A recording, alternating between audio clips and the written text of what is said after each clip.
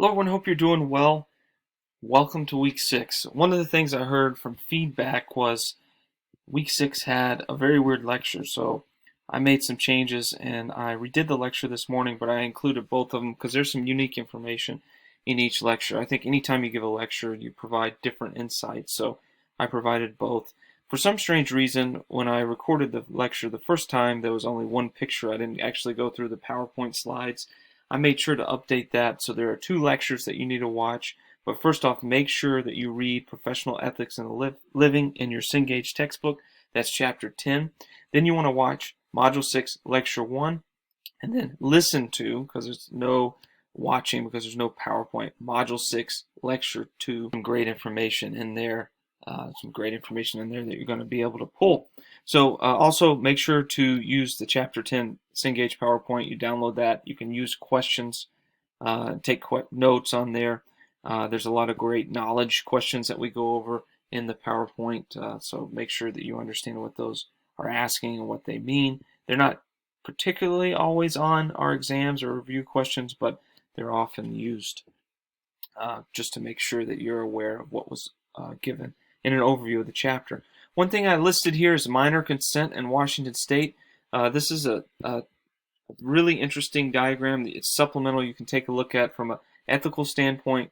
You know, there are there's some care that minors can get without parental consent, and those are listed here. You can take a look at that at your leisure, but it's really interesting. It differs from state to state. So Washington State's going to have a different regulatory pathway than other states.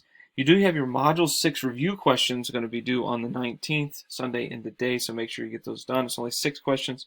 And just a reminder, you can actually take the review questions twice, so if they're not meant to penalize you in any way. So if you go through it once, you don't get a good grade, you want to do it again, you want to make sure you understand the material better, you can retake it. So just keep that in mind.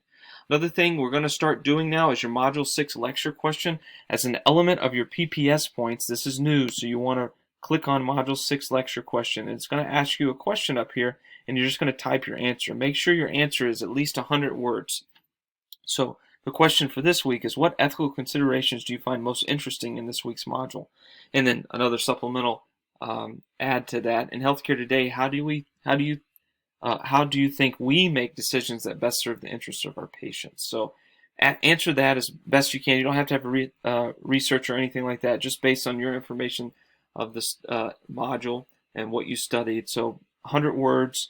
That's going to count as PPS points, kind of like doing your assignments do as well. So make sure you knock that out and get a post in there as soon as possible. So that's going to be due Sunday end of day as well. I'll make sure that's notated as well in the due date.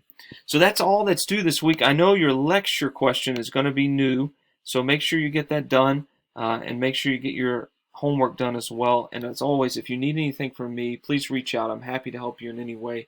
You guys are doing such a great job, and a lot of you have already reached out to me with relevant questions.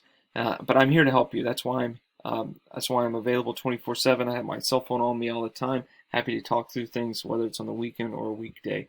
Reach out anytime. If you need anything, as I said, I'm available for you. And keep up the great work. Thanks so much.